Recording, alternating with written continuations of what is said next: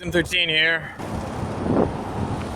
I'm checking out this crash here, and yeah, that's the guy's front end. And I kind of went by slowly, and I looked at it, and then I had a thought, and I came back to check it out because the front end of the scooter, the nose, it's got a couple of scratches, but it's not. This is pretty much intact. This is not a big accident. There's nothing smashed in.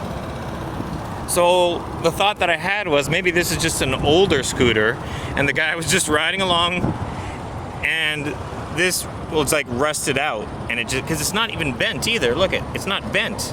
Maybe it just like was rusted out and he hit like a bump on the road and it snapped and the whole front end of the scooter just like went loose.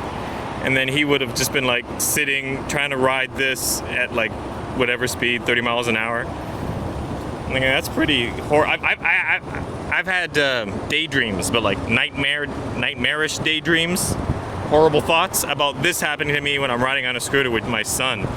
I'm like, you know, like I sit back here and then I use the passenger. I'm tall enough so I can use the passenger seat, and then he sits in front of me, and then I got my arms around him so he can't fall off or anything.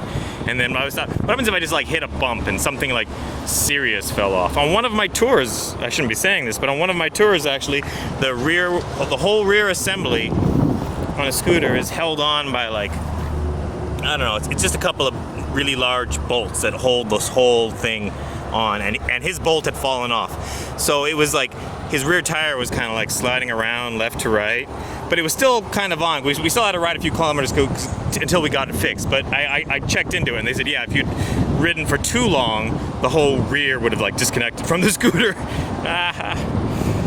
Crazy shit, man.